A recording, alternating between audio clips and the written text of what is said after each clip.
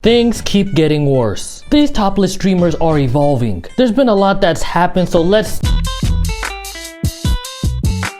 So I made a short talking about Twitch announcing that they are allowing twerking, pole dancing, grinding, and most importantly, artistic nudity. When they released this patch update, things started to get buck wild, especially when it came to that artistic nudity. Literally every time you would go to the art section on Twitch, you were liable to see somebody sketching some X-rated furry art. When all of this was transpiring, I couldn't help but think that it's crazy that you could get banned for saying the word virgin, but someone can get on there and sketch themselves in absolutely veiny, throbbing, just girthy wolf. That's not all they was doing on there. Folks were even AI generating hyper-realistic AI, read my lips when I say this.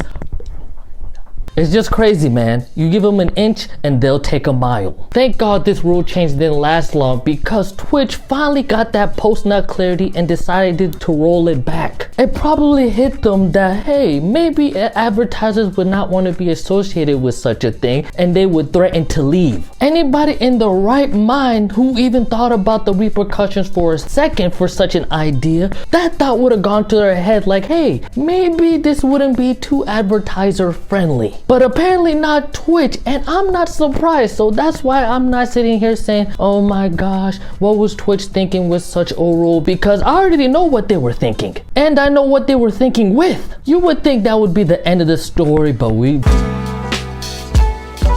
streamers would up the ante even more, developing a new meta, that meta being the black bar. This would be a mostly girl thing where they would be booty butt naked and they would have the only things covering their intimate parts was a black bar, whether it was a physical black bar or it was a digital one. And the reason why I said mostly was because there have been some fellas out there that decided to join in on the fun. One of them being Boogie2988, but he would put his own twist to it. Instead of using a black bar, he decided to cover up his dangalang by using his meat curtain, or his apron if you must. Boogie just showing his loose skin would lead to him getting banned. Boogie would post on Twitter his response, basically saying that Twitch is ableist and this is disgusting. Boogie, quick correction, Twitch is not ableist, they're sexist, huge difference. Boogie would eventually get unbanned after 3 days, 1 day longer than the next individual I'm about to talk about when she got banned. Morgpie was banned again for continuously pushing the boundaries on what you can do on Twitch. She's doing things like this.